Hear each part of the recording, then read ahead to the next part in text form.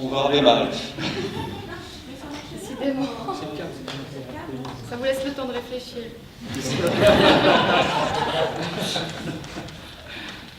Ça reprend. Eh bien, 10 000 heures, c'est le temps que passent les jardiniers à s'occuper des pelouses qui pourraient être automatisées.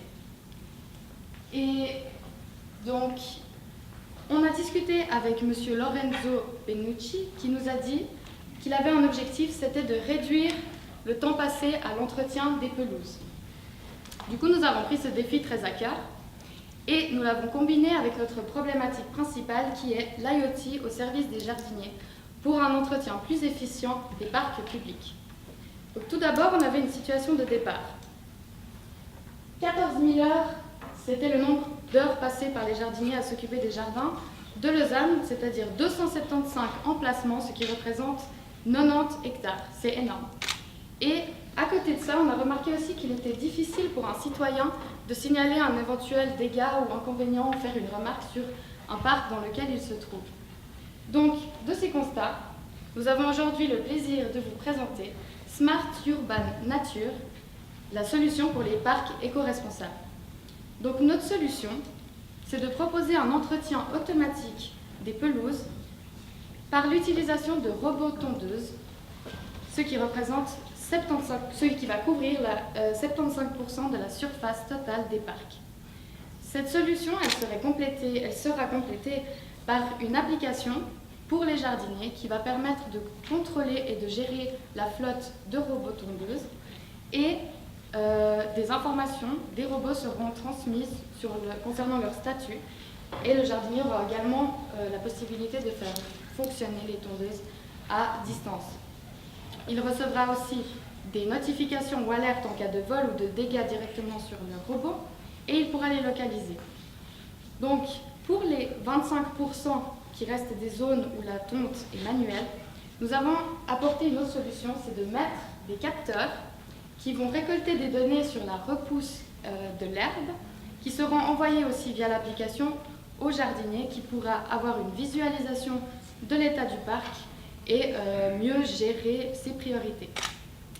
Donc ensuite, nous allons parler de la viabilité. Nous allons mettre 80 robots et 300 capteurs.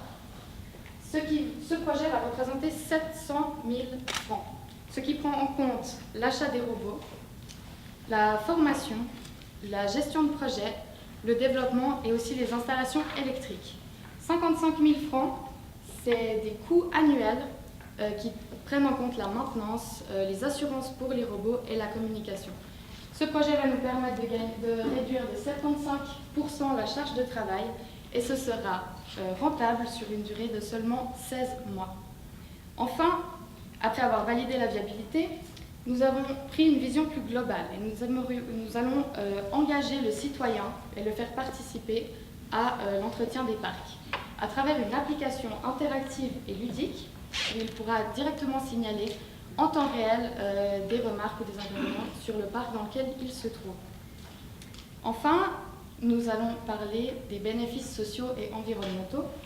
Donc tout d'abord, il faut savoir que les robots dont on parle ici, ils émettent 52 décibels. C'est le même bruit qu'un frigo. Donc autant vous dire qu'un des bénéfices principaux, c'est la réduction du bruit.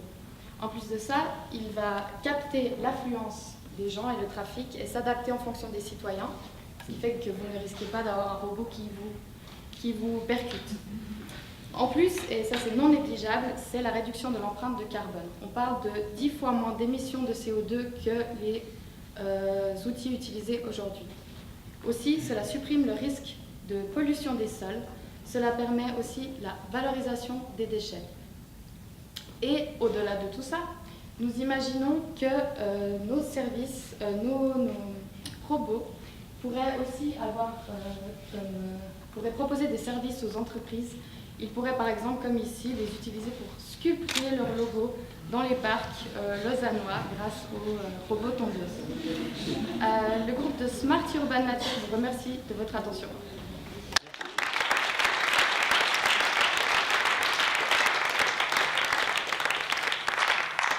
Merci. Des questions du jury ? Oui.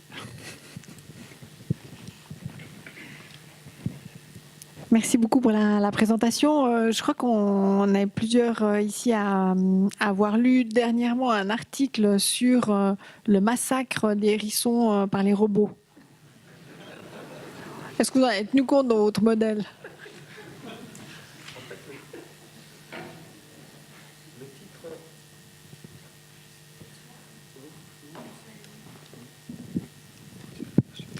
Vous m'entendez?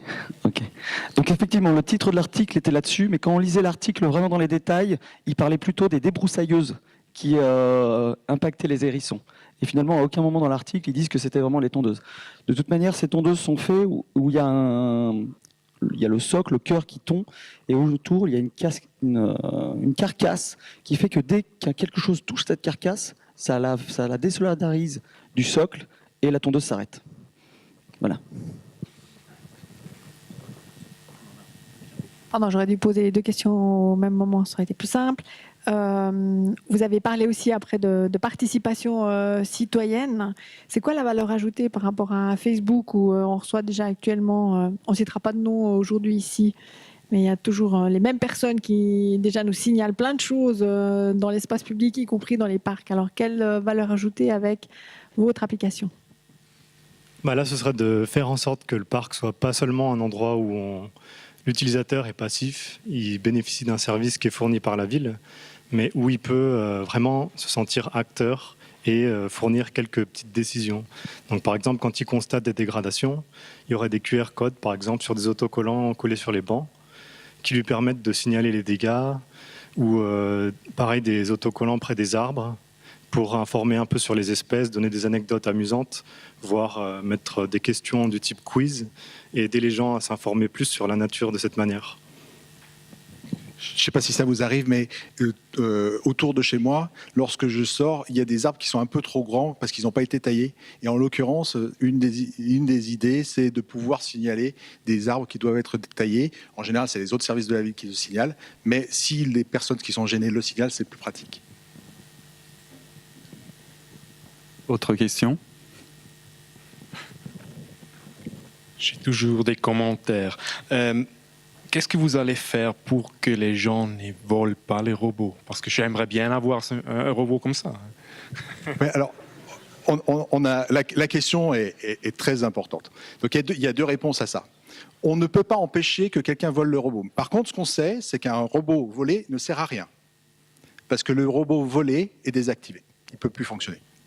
La deuxième chose qui est importante, c'est qu'on a assuré les robots. On a mis un budget annuel pour assurer les robots contre le vandalisme, qui est une possibilité, ou le vol de robots. Si je peux me permettre, c'est une très bonne question, c'est très pertinent. Toutes les questions de sécurité ont déjà été balayées par notre fournisseur identifié. Et en fait, pour la question du vol, un robot n'est pas volé dans la mesure où il est attaché à sa base de déploiement.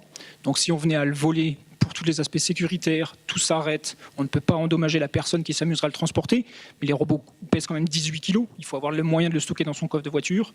Et lorsqu'on le ramène chez soi, il ne marche qu'avec sa base, donc même si on le branche sur une autre base, l'alerte GPS est directement envoyée en temps réel, donc on sait où il se situe. Oui.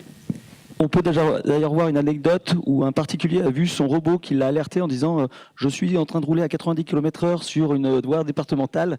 Et en fait, comme ça, les policiers ont pu retrouver le voleur et aller chercher le robot. Et pour la petite anecdote, un robot tondeuse est fabriqué dans un processus de fabrication qui fait qu'il peut prendre une balle de golf à 200 km/h sans être endommagé. Mais on ne vous encourage pas à tirer sur des robots. Hein. Vu que vous parlez des robots, et ils viennent d'où vos fournisseurs? Vous achetez où ces robots? Ah oui, alors c'est évidemment, on n'a pas trouvé de fournisseur suisse, mis à part que le revendeur est en Suisse. Le robot partenaire est belge. J'avais vu une autre question. Et ça sera la dernière. Il peut photographier son voleur, le robot? Alors non, on a fait très attention en fait dans l'ensemble du concept. Vous avez remarqué qu'on demande aux citoyens par exemple de remonter des informations. Tout est anonyme et donc nous n'avons aucune information personnelle.